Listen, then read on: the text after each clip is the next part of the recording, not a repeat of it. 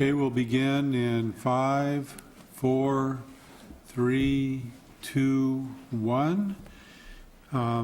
We will call the meeting of the Canby Planning Commission for Monday, November 28th to order. Please stand for the invocation and the Pledge of Allegiance.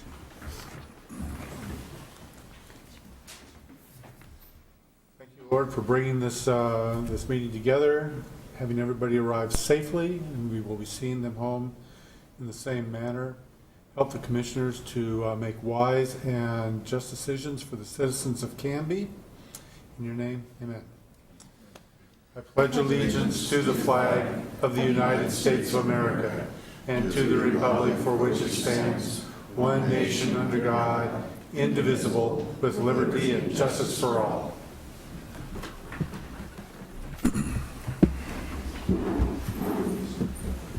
I want to thank everybody for coming out tonight. Hope everybody had a nice Thanksgiving. Didn't eat too much like I did. So first thing, order of business, is there any citizen input on non-agenda items?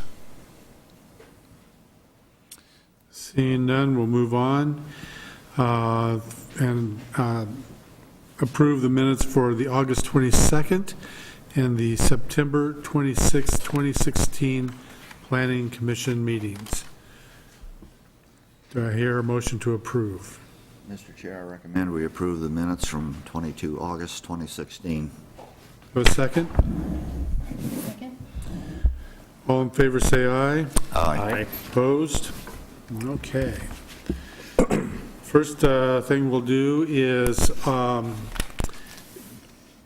there's a request for a conditional use permit and a major variance at 1440 South Ivy Street to establish a home occupation to manufacture candy and baked goods. That would be CUP/VAR 16-02 for Scott and Teresa Sassy, Puddin River Chocolates.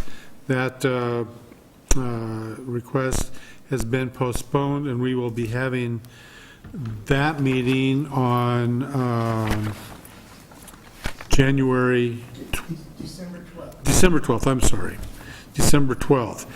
But if anybody showed up that would like to speak to this issue, to this first one, now is the time.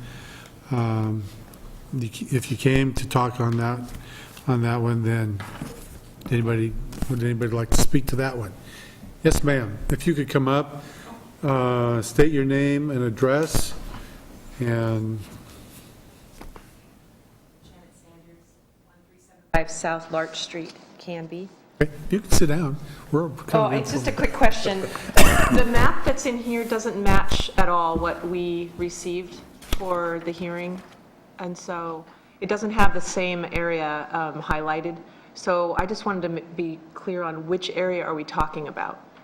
I apologize, I meant to bring my notice with me, but it was not the corner lot as is highlighted here. It's the second lot from the corner. That's in red. It's not the red lot, it's... Third lot then? Yeah, it's got Third from the corner? Orange lines surrounding it, the second lot. It's the next lot from the corner.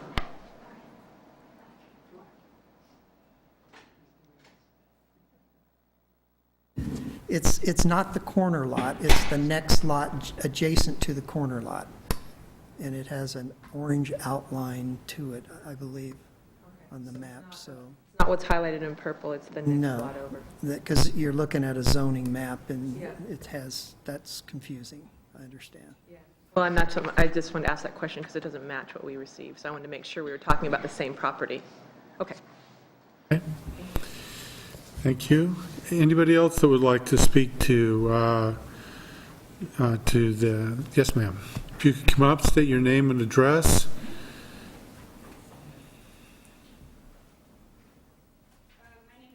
Sassy. Scott Sassy. Okay. I just kind of wanted to just bring up some stuff. I know you guys have one. Same size, 10-foot eaves, nothing bigger. It'll match our house, same color. Basically have just a commercial kitchen inside. To tell you the truth, nobody even know what we're doing. I can't emphasize enough, it is not a retail spot. We will have no more cars and trucks coming in than we do now. We are going to add city water, city sewer, city electric to this shop and keep it separate from my house. That's the only dilemma. Everything was we were going pretty good, then it got turned into a major variance because we're outside of the 600 square foot home business occupancy, which that kind of bothers me. How can such a little thing be such a major variance? We filled out minor variances first, then we were told we had to fill out majors, so that was a time delay. That was a red flag to the county. They came out and looked at it. Then we ran into a line of sight problem. I've got 2 driveways. They've been there since 1963. My second driveway is where the shop will be is 28 feet wide. You can turn around a single axle truck in there without a problem. We've taken care of the line of sight. The county commissioner, Mike McAllister, in charge of director of planning for Clackamas County, he wanted me to push the vote tonight. He says, go ahead and let them vote. This is on Canby. This is not us. We'll take care of that line of sight deal. He says, it's our road, but it's their property. But in fairness to Brian, I didn't want to come in here and all of a sudden have him head spin around. But I just wanted to let you guys be aware that this is the situation. I hope we can get this when we come back on the 12th. It's a quick vote. We can get going. We are in such a time frame now, I can't even tell you. Our business has been sold. We have to be out the end of February. So we got to go. And I've already checked with the city, sewer, water, and electric to see what their time frame is so where we can get all that brought in.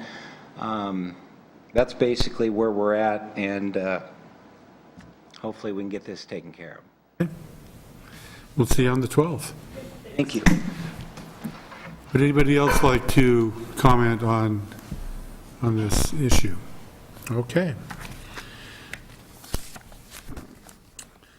Now we will consider a request for a subdivision for 105 lots with a park dedication on 21.74 acres, consistent with the Southeast 13th Avenue Development Concept Plan and R-1.5 medium density residential zone, that's SUB 16-03, Timber Park LLC. Let's see. So I have to read the quasi-judicial public hearings. The matter presently before the hearing body requires a public hearing. All interested persons in attendance shall be heard on the matter. If you wish to testify on this matter, please be prepared to step forward to the microphone at the appropriate time. State your name, mailing address, and interest in the matter. For those people other than the applicants that are interested in testifying as either proponents or opponents, please sign in on the sheet or speak up when we call for testimony. For longer presentations, proponents and opponents may buy time from one another. In so doing, those either in favor or opposed may allocate their time to a spokesperson who will represent the entire group. You may be limited by time for your presentation. Generally, the applicant will have a total of 15 minutes to speak. The proponents will be given 5 minutes each. The opponents will be given 5 minutes each. And those thought to be neutral on the matter will be given 5 minutes each. The applicant will then have 10 minutes for a rebuttal. All questions must be directed through the chair. Any evidence to be considered must be submitted to the hearing body for public access and to become a part of the record. All written testimony received both for and against prior to the hearing shall be summarized by staff and presented briefly to the hearing body during the staff report. Testimony and evidence must be directed toward the applicable review criteria contained as indicated in the staff report, the comprehensive plan, or the applicable land use regulations which the person believes to apply to the decision. Failure to raise an issue accompanied by statements or evidence sufficient to afford the decision maker and the parties an opportunity to respond to the issue may preclude appeal to the Land Use Board of Appeals based on that issue. failure of the applicant to raise constitutional or other issues relating to proposed conditions of approval with sufficient specificity to allow the local government to respond to the issue may preclude an action for damages in circuit court. Everyone present is encouraged to testify, even if it is only to concur with previous testimony. At this time, I would ask that any member of the hearing body who has a conflict of interest to please indicate the nature and extent of the conflict and whether you intend to participate in or abstain from hearing the present matter. No problem. Derek, Tyler, Chris? Okay, we got that. Also, if any member of the hearing body has had any ex parte contact with anyone prior to this hearing, including a visit to the site, please declare the nature and extent of such contact at this time. Okay. Does any member of the audience have any questions for any commissioner regarding conflict of interest or ex parte contact? Okay. The public hearing will be conducted as follows. First, we'll have the staff report, and then if we have any questions for the staff, then I'll open the hearing for public testimony. The applicant will have not more than 15 minutes, proponents not more than 5 minutes each, opponents not more than 5 minutes each, those that are neutral not more than 5 minutes each, and then rebuttal by the applicant not more than 10 minutes. At that point, I will close the public testimony, and then if we have any questions, we'll have that as well. We'll have discussion and deliberation by the commissioners, and no additional testimony unless specifically allowed by the chair. Decision shall be made by the hearing body at the close of the hearing, or the matter will be continued to a date certain in the future. This will be the only notice of that date you will receive. Does anyone have any questions about the procedure outlined for this hearing? Okay. Brian? Thank you. Let her rip. I think I've got my mic on this time, so I think you guys are just kind of leaving them on, aren't you? This particular application, let me move down to our first slide here. This is a subdivision request, and as you indicated in the title, it is 105 lots, and it's on property that was annexed in 2014. That annexed property included 6 lots and was 32 point some acres. And this particular subdivision is the eastern 3 lots and is the 21.74 acres.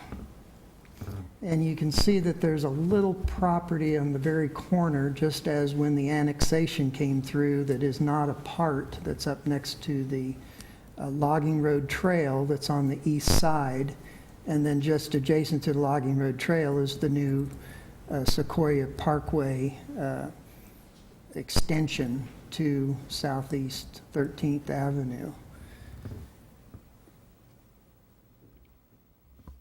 This subdivision is proposed to be done in 2 different phases. You can see the phase line that's running right here. And the applicant and staff helped share to put together this PowerPoint, so I always appreciate it when Pat helps us out with his excellent maps. And you'll see a major street, it's extension of South Walnut, that has the only means of access for this 105 lots at this time to Southeast 13th Avenue, which is along here. There is in a following slide an emergency access that's being proposed for fire emergency purposes. It's always good to have more than one means of access when you have as many lots as this is proposed. In the future, probably not that far down the road, you've got 4 different streets, 1, 2, 3, 4, that are going to be extended here to the west. And so there will be multiple connection points serving all of this, and another north-south street when that property develops as well.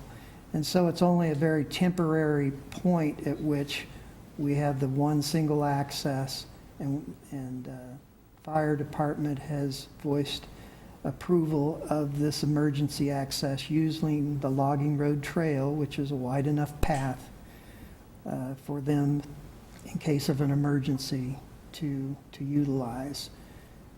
If there should be some unusual situation that blocked this street and they weren't able to get in. And so that's what the emergency access points are all about. The site plan here indicates that this subdivision is proposing the dedication of a park. It's 1 point, I always forget exactly how big it is, 1.21 acres, something to that effect. And got another slide that shows some of the improvements that are proposed to go with that park. And the way this subdivision is set up, we have a draft of a development agreement that is ironing out the SDC credits, the system development charges for parks that we normally charge for each home. And that development agreement is in its final stages now, and it indicates that the park dedication is the exact acreage that is required from the easternmost property owner. And so that particular property has 44 lots platted on their property. And so those 44 lots will not have to pay park system development fees because they dedicated a park instead. Then the improvements that are planned for this park currently are indicated to be, I'm going to get this wrong, I may have to wait for you, $120,000 or something to that effect, and is equal to another 25, 27 lots. It's in the development agreement, how many that is. And so there will be some improvements that are being provided, not only the dedication, but improvements provided by the developer that will be, by the agreement, in place before they finish out the phase 1 of this development. So you could expect to have the park completed by the time phase 1 is completed.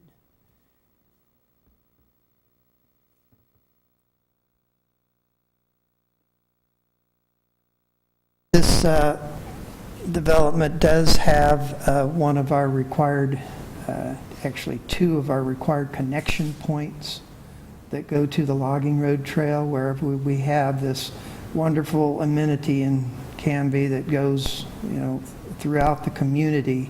Anything that's adjacent or nearby, we require connections in the code to the park. And so we have one up here in the park, and then we have another one posed here between these 2 lots to be able to allow people to easily access the logging road multi-pedestrian and bike trail that goes throughout the community there. One of the advantages to any developers that utilize Sissel Engineering is that he provides us shadow plats that are very helpful. And as you guys were part of the annexation of the 32 acres, this here is showing you in the blue the areas that are currently platted, and the lots exist. And some of those are building houses. The area in green is an area that's been approved by this planning commission for a subdivision here recently. They have not yet put all the improvements in and platted that yet. And then the area in yellow is what this subdivision is that you're dealing with tonight. And so it helps you see how everything fits together and how the streets are extended. And then the areas in white, they're not binding at this point, but it shows you how they're going to be a part of the puzzle. Even this lot that was not annexed down here in the corner, it shows you how it could eventually have lots and be a part of the development that's being proposed. And I think that's really helpful to see how the puzzle piece can fit together. There may be some minor changes in these white areas, but generally speaking, the street pattern's going to need to continue through for everything to line up and work properly in the future.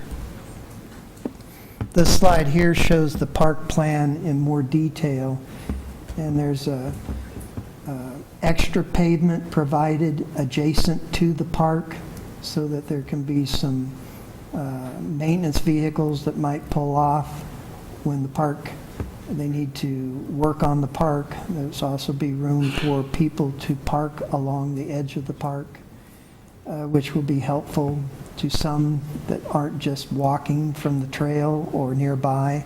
But the primary intent is for this to be a kind of wayside stop for those using the logging road trail and those that are immediately within the neighborhood itself, because it is a very small park.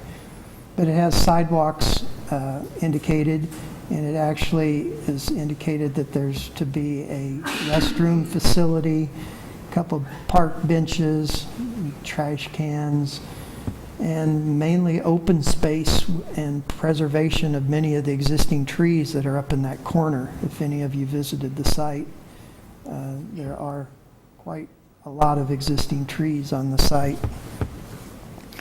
So that gives you an idea of the improvements that are proposed to also obtain the SDC credits as part of this subdivision. And this is a picture of a retaining wall that was constructed for Dinsmore 2 subdivision on South Ivy Street. And apparently this concept of very similar fence is being proposed along the 13th Avenue frontage, where there will be additional right-of-way dedicated. And I believe there's a plan in here. There it is. This is a Southeast 13th Avenue master plan for the right-of-way, where street trees would be required as well as internally to the subdivision. But this works out how that fence will be along the property line and how the trees could be spaced most appropriately to avoid some electric large transformers or vaults that will be placed along here, some of them very large, and so that makes a difference in where some of the trees can go. And it also outlines a rather interesting feature with a somewhat, now I've lost the word, meandering sidewalk rather than a straight sidewalk. So we think it will provide a little more interest. And where possible, we're putting the sidewalk further away from the curb of the street than we do internally on the other streets. It's usually 4.5-foot planter strip for the street trees. In some cases here, we'll be a bit further away from the main arterial street there of 13th Avenue. So that will be helpful in determining the payment of the street tree fees and how things will be spaced out as time goes on. And that's really the only slides that I had up here is going to look at. I was going to go over real quickly staff's recommendation, which was that it conforms with the applicable standards and criteria, and we do have our conditions of approval that we've indicated of 1 through 42 in the staff report here. And I wanted to point out the The ones that we've worked out, just a slight change in the wording. Only condition number 14 has a substantial change in the wording, and that came out as a result of comments that were and recommendations shared with us by Clackamas County. And those comments had to do with a desire and a strong recommendation that a traffic study be performed. There was a traffic study done with the annexation in 2014 for the full 32 acres. Sometimes those traffic studies are not exactly the same at the time of an annexation and rezone as they are when there's a focused actual development being proposed. So the traffic engineers always recommend that you do a traffic study both with rezoning and another one when there's an actual development proposed. I used my discretion to waive the traffic study early on at the pre-application stage for this subdivision. We found out just a day or two before the packet was due out that county was going to recommend that a traffic study be performed. However, they've agreed that that study would be very focused on the nearby adjacent intersection of Southeast 13th and South Sequoia Parkway. And its intent is to help clarify the operations, the multimodal operations that are occurring and causing some safety concerns at that intersection. It's primarily due to the logging road trail being nearby and offset from the actual intersection, and the fact that there's a slightly offset leg of that intersection that heads south to the gun club that also causes a very difficult geometric symmetry at that intersection. And so there's been quite a bit of study done with that. Part of that was initiated by both our Bike and Ped Committee and our Traffic Safety Committee, and with discussions with the county numerous times with staff. They're very convinced that an all-way stop is what is needed as a temporary solution to the safety considerations right now. But they need a traffic study in order to document that, to do a warrant analysis, and to basically document and solidify an all-way stop solution. And so we have added a recommendation, and I can read that for the record here of the wording that we're proposing. In fact, I think I have it on another piece of paper.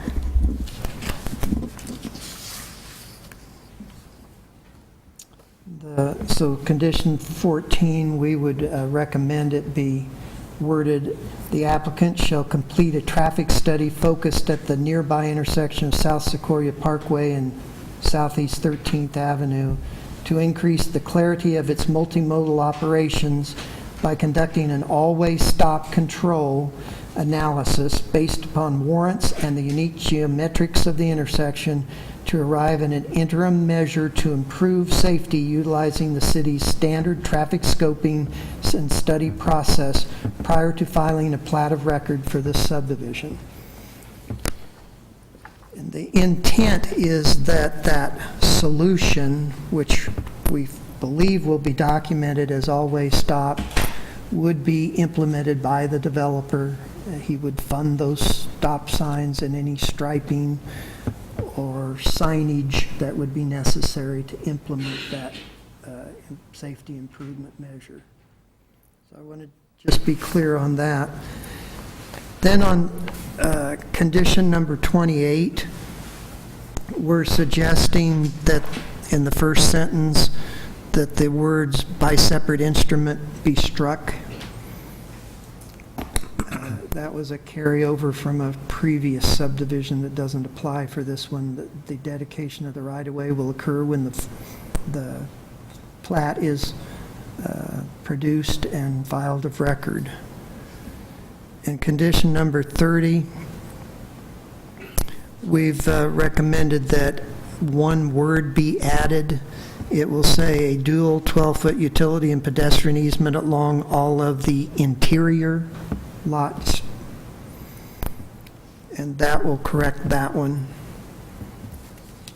And then on condition number 42, at the very end of condition 42, which if your packet is like mine, it did not have the last three conditions. It does not? So actually, I thought I'd made copies on your dais, but I must have forgotten to do that. But 42, where is my page?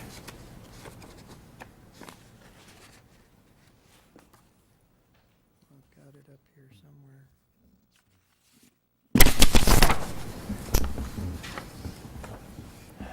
42 talks about driveway widths when they get around to building the homes. And the very last word of the condition, I'll read the whole thing here, says garages. And that's where we're going to substitute garage doors, 3 or more garage doors in a row.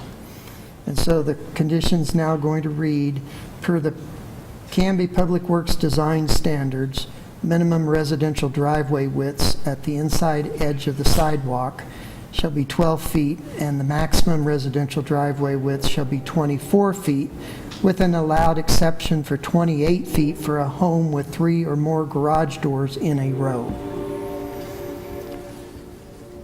So Brian, do you have at least one copy so that when we go to I make a sure decision do. on In that? fact, I can pass that down to you now. Okay, and also if you'd like. the change for number 14 as well. That.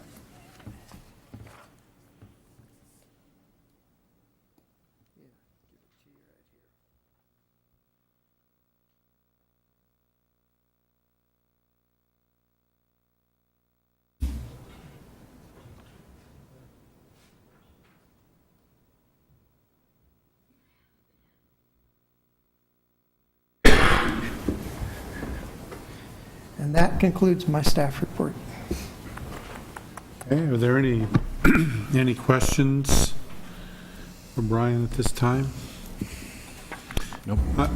Actually, I did, Brian. I left this on, this letter from Oh, yeah, I had Union those out here Pacific. too. So you want to address their concerns Yeah, now, or? yeah, let me go ahead and do that. That should have been part of my staff report to point those out.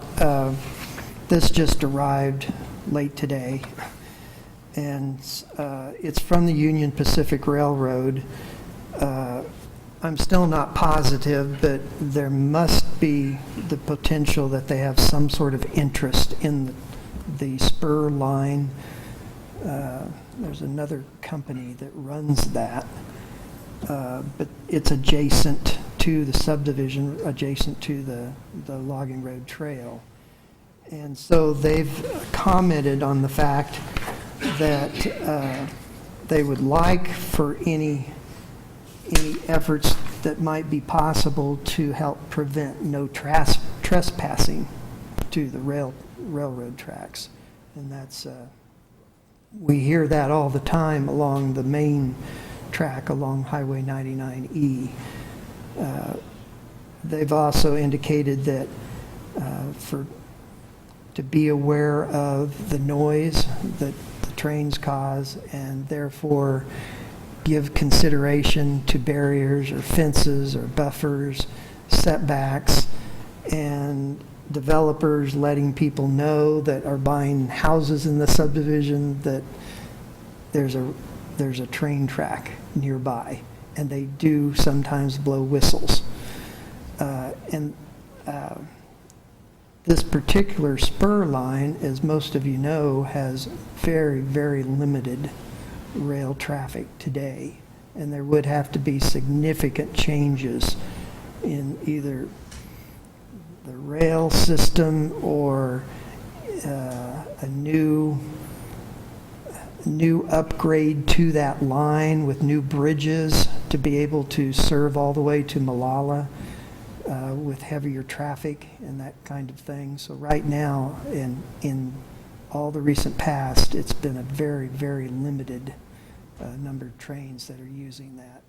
So I don't know if the recommendations have as much. It looks like it's a standard letter that would go to any location along their busy rail lines, and I don't think they're recognizing that this line is not. Feeling is that the railroad has a army of lawyers that need to make payroll, so maybe Pat will address that when he speaks. I had another question on the park. Who is going to be responsible for maintaining and paying for the maintenance of the park? Once the improvements, the dedication is made and all the improvements that have been agreed to are made by the developer, then there'll be a formal letter from our Public Works Department and the city engineer that accept the public improvements that go with the dedication of the park. And at that point, it becomes the city's responsibility for its future maintenance.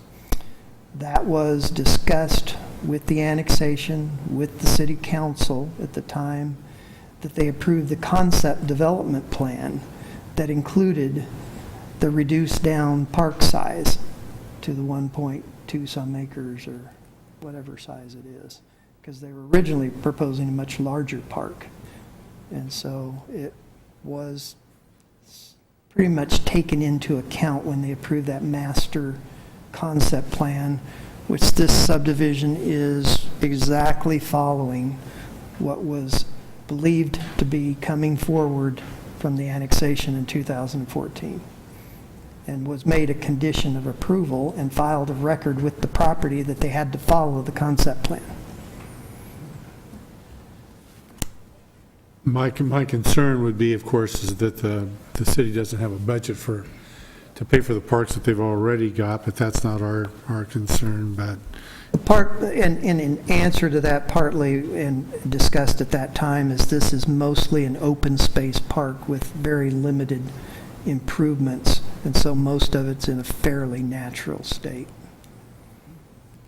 I had one more question now, and maybe you covered this already, and I just didn't hear it.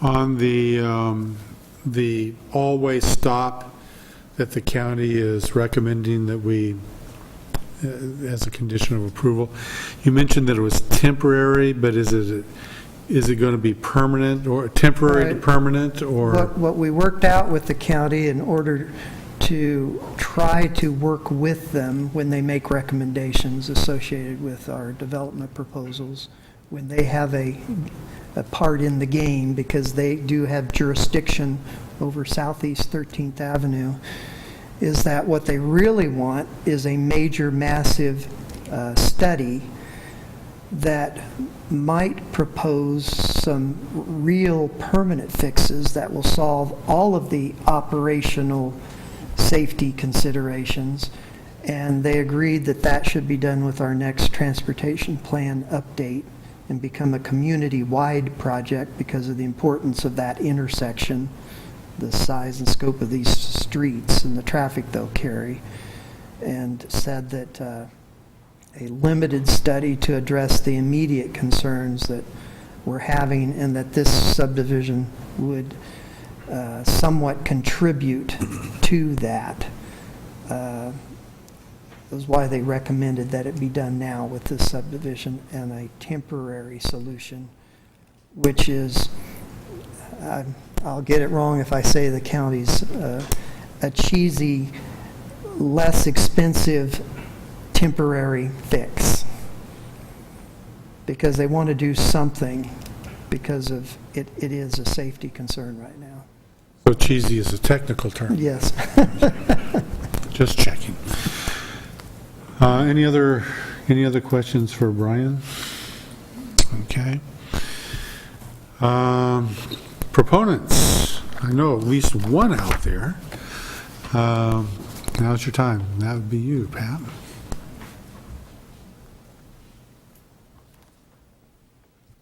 Pat, I don't know if this works from there. If you want to try it, I don't know if it works or not.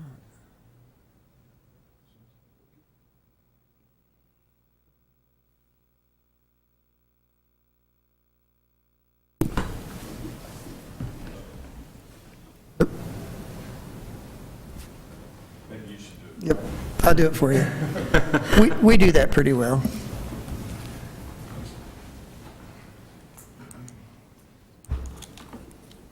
Good evening, Chair Savory and Planning Commission members. I'm Pat Sissel, Sissel Engineering, 375 Portland Avenue, Gladstone. I'm here tonight with several members of Timber Park LLC, who is the developer of the subdivision.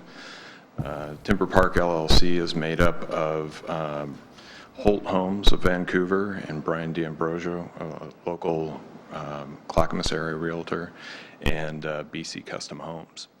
So they have developer, real estate, and home building all tied up in the project team. As Brian mentioned, the Timber Park subdivision is located on Southeast 13th Avenue at the near the Sequoia Parkway intersection. It's in February 2014, a development concept plan was prepared and submitted to the city, and I worked with the property owners out in this area to prepare that development concept plan. There were 5 property owners involved, the Stolers, Jerry Markham, the Rices, Ralph Netter, and the Boyles. The annexation request was recommended for approval by the Planning Commission, and it went to the City Council, where it was approved, submitted to the voters, and in the November 2014 general election, the annexation was approved by the voters of Canby.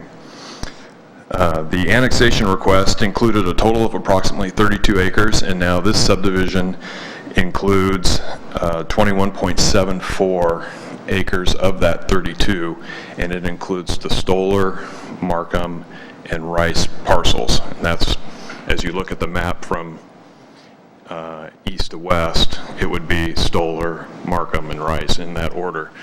The park property is located on the Stoller property. The name of the subdivision is Timber Park, but we're not necessarily proposing that for the actual name of the park. I assume that we'll have to go through a city process through the appropriate board, but the name of the subdivision will be Timber Park. So the proposal is to, next plan please, Brian.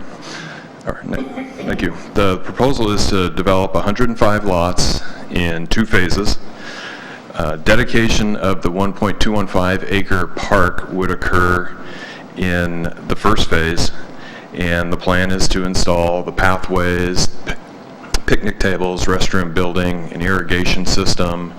There'd be some minor grading needing to be done, and all that would be completed with phase 1, because they would really like to have the park there for when the first homes are coming into the subdivision. Phase 1 would develop 69 lots and would include the 13th Avenue frontage. Phase 2 is located in the northwest corner of the site and would include 36 lots. And it's planned that phase 2 would be developed quickly behind phase 1 and could potentially be developed at the same time as phase 1, depending upon market conditions. So I just wanted to make you aware of the timing. There probably won't be a long lag time here. They could happen together. They could happen one right after the other. So I wanted to make you aware of that possibility. The entire area is zoned R1.5, medium density residential. And if this site plan looks familiar to you, it's because this is the identical layout to what we had prepared in the development concept plan stage. The streets are all in the same location, and the boundaries of the park are the same. The only thing that we've added for this are lot lines, which we didn't include in the development concept plan, and we've added more detail to the utility plans. Approved lot sizes in the R1.5 zone include lots from 5,000 to 6,500 square feet. And at the time of annexation, the longtime property owners felt that they would rather see lots near the higher end of that range rather than lots near 5,000 square feet. You have to remember, these are folks who lived outside the city on some large property for many years, and they just felt like 6,000 to 6,500 square foot lots, even though this is R1.5, it just felt better to them than 5,000 square foot lots. So when we developed the development concept plan, we did it with that in mind, that we were, and we were also transitioning from R1 zoning farther to the west into R1.5, and it just worked better to have that street network continue. It provided for a little larger lots in the R1.5 area. So the plan that we have before you has bigger lots. The proposed lot sizes range from 5,662 square feet to 8,119 square feet. And the average lot size for the 105 lots is 6,223. So a couple hundred square feet below the normal permitted maximum. 10 lots are proposed to exceed the 6,500 square foot maximum threshold. I'd like to just point these out to you real quickly. Lots 1, 2, and 5 will each exceed that. And the reason is that this is a block surrounded by 3 streets. And it was either have 5 larger lots or 6 smaller lots, around 5,600. The developers decided to go with 3 oversized lots rather than 6 smaller ones in that area. It just felt to them like that's what they would prefer along 13th Avenue. If 6 lots were put in that area, the average lot size would have been a little over 5,600 square feet lot within what's permitted, but not really what was envisioned for this development from the start. There's 2 flag lots in this area, 29 and 49. Because of their flag lot shape, a little extra room was provided for those 2 lots. Lot 50, which is right next to 49, is also an oversized lot, and the primary reason for that is the Canby utility provided a water service connection right here.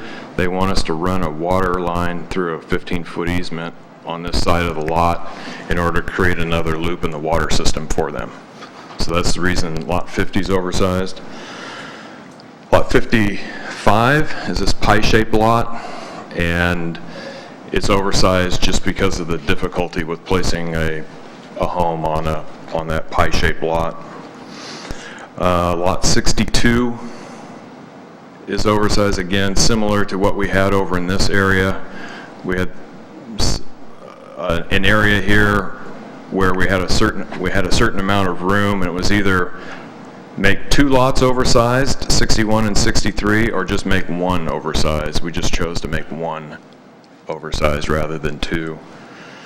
And then the other 2 lots that are oversized are this corner lot here, lot 82, and then lot 105, and it's just with difficulties of kind of coming into this curved street and utilizing that space in that corner that we ended up with those oversized lots in that area. So again, 10 lots are over the maximum permitted square footage of 6,500 square feet. And section 161830B allows the Planning Commission to approve lot area exceptions as long as A, no lots are less than 4,000 square feet, which obviously isn't a problem here because we're not We're not going below the standard, we're going above the standard. So that criterion is met. And then the other, part B, is that the average lot size is between 5,000 square feet and 6,500 square feet. And as I said, our average lot size is 6,223, I think. So this is also met. Therefore, we request that you use your flexibility and allow us to have those 10 lots exceed the maximum lot area threshold in the code. Any questions about that before I move on? Thank you. Next slide, please, Brian. As Brian mentioned, the Timber Park subdivision is located in an area where other residential subdivisions are developing. And to the west of this development, which would be at the bottom of this slide, is for Ralph for phases 7, 8, and 9 of Feist Edition. Phase 7 is constructed. The plat should record by the end of the year. Phase 8 has not been developed yet, and it needs the sewer to come through this development in order for it to be able to develop. So there's kind of a timing issue between the two projects out there. So when phase 1 here, 12th Avenue, 11th Place, and 11th Avenue, all dead end, and they will dead end until the next phase, Feist Edition, is developed farther west. So during that interim period, as Brian mentioned, there'd be one way in and out of the subdivision, and that's South Walnut Street. The development code states that up to 30 lots can be served from a single point of access, but the code also allows the Planning Commission to approve increases beyond that standard when as long as emergency access is adequate, which it is according to the fire marshal, and when no unwarranted problems for the public street system would be caused. So the applicant hired traffic engineer Todd Mobley with Lancaster Engineering to submit a technical memorandum addressing how South Walnut Street would function, and that memorandum was included in the packet for the benefit of the Planning Commission, and it begins on page 107 of the packet. I'm not going to read it in detail, but if you want to look at it as I'm going through, I will summarize. But that's going to be, the one exit is going to be, that's temporary. Correct. That is correct, okay. So Mr. Mobley found that up to 98 lots could be developed with that one point of access. The other 7 would include turnarounds at the end of temporary dead-end streets, would include a fire road across lot 50. So we're up to 98 lots could be developed. And I just wanted to point out, the only section of this road that would actually have all 98 lots using it would be this last piece. But he noted that the 98 lots would be expected to generate a total of 932 trips per day. Mr. Mobley also noted that generally local streets are intended to carry 1,000 to 1,500 trips per day. In 2 similar sized nearby communities, Happy Valley and Sandy, they list 1,000 trips per day as their desirable upper bound for local streets, but he noted that they both provide that figure as a planning guideline and not as a strict engineering standard. But we wanted to somehow give you a reference of how many trips this street would have compared to what can a local street handle, and it appears we're below that threshold. And again, it would be a temporary situation. And Mr. Mobley noted that because it is temporary and additional points of access would be provided as soon as the Feist Edition Phase 8 subdivision is platted, he stated that no unwarranted problems for the street system or the emergency services would result from allowing these 98 lots to be served by South Walnut Street. So based upon that technical memorandum, we request that you approve up to 98 lots be used from that one point of access for this subdivision. Next slide, please, Brian. I just want to talk about sanitary sewer for a moment. As I mentioned, the subdivision to the west, the Feist Addition subdivision, it needs the sewer to be stubbed to it, so sanitary sewer is being provided here, and here, and here, and then other sanitary stubs are being provided at the end of these other streets. And the whole project, sanitary sewer from this whole area will flow out the pedestrian pathway to a line that's already been installed in Sequoia Parkway. And there is a project that is currently being designed by the city engineer to extend the sanitary sewer from the Sequoia Parkway 13th Avenue intersection east to Molino Road, where there is a pump station being designed right now. I talked to the city engineer today. That pump station should go to bid in January. Construction is anticipated to start in March, and they figured that it would be operational by June or July of next summer.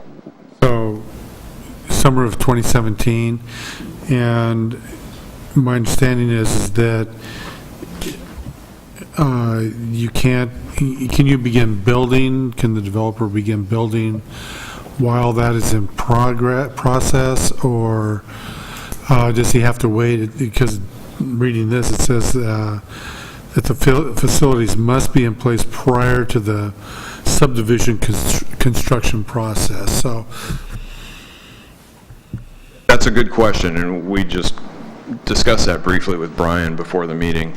Timing-wise, we anticipate that this subdivision will be completed in September, probably early September, which would be a couple months after the pump station is supposed to be completed. But things can happen. Delays can happen. So you're going to build all that in 60 days? I mean, that's... No, we anticipate that construction might begin on this subdivision in April. Oh, in April. Okay. It probably wouldn't be completed until September. The pump station isn't being done by us, it's being done by the city of Canby. And that is supposed to be completed in June or July. So, and when we have the subdivision completed in September, that's not homes being completed, that's infrastructure being completed. Homes would follow behind that. What we'd like to have a condition of approval that says we could get building permits, but we couldn't get occupancy until the pump station is completed. We said, if that would make you feel more comfortable, we would be comfortable with that. I just want some clarity. We asked the question to Brian because, as is typical in large subdivisions, the first homes to be built would be model homes. They really would like to get a couple model homes constructed first, maybe while the subdivision improvements are close to being done. There's always an issue. You cannot bring combustible materials onto the site until there's working fire hydrants. So it's going to be near the tail end of the infrastructure improvements before any home could be completed, could be started anyway. So that is our, if you feel that a condition of approval needs to be written to address that, we would like to have it state that that building permits could be obtained prior to the pump station being completed, but that building occupancy or final occupancy would depend upon completion of the pump station offsite.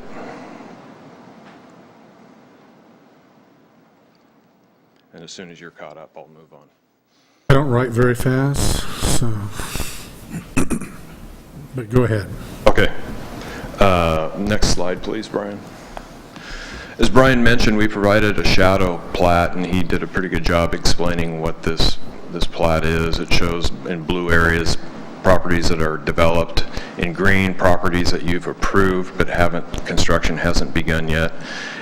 In yellow is the proposed subdivision, and the white areas show how that neighborhood could be developed at full build-out. The property at the very top in the middle, that's owned by the Canby School District. And the property in the lower left, white area, that's the Feist, what's left of the original Feist homestead. And then Boyle's property is to the east of them, and then Herod is located on the corner of Sequoia and 13th. All of the properties, with the exception of Herod on the corner, are inside the city of Canby. Herod chose not to annex when the rest of this area was annexed. Yes. Next slide, please, Brian. The park is a 1.25 acre park. It's the most significant natural feature on the site. There's a lot of big trees in that area, many firs between 25 and 52 inches in diameter, maple trees of 25 to 30 inches in diameter. It was important to the stolers that this area be retained.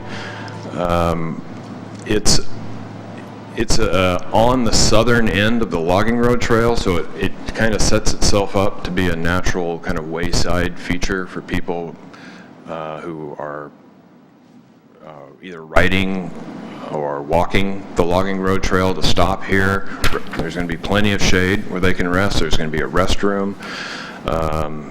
They can eat lunch there and then hop back on the trail and head back to the northern part of town.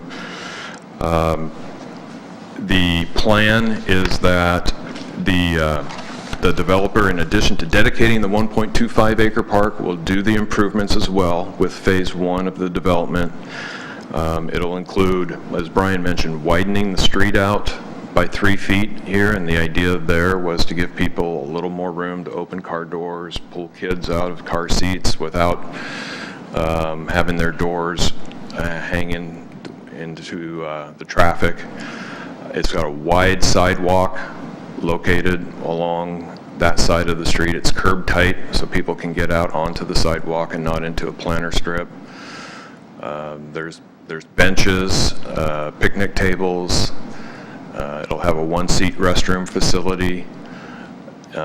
Inside that facility will be the electrical and the irrigation controllers for the park. And we have sat down with the Parks Department, and they have given us their list of what they want to see in it, and so we are designing it with their approved picnic tables and benches and just what the Parks Department wants to see. It's tough to read. There is a list on the plan of what the developer is proposing to provide. It's really hard to read, and I'm really close. It's easier to So, any questions about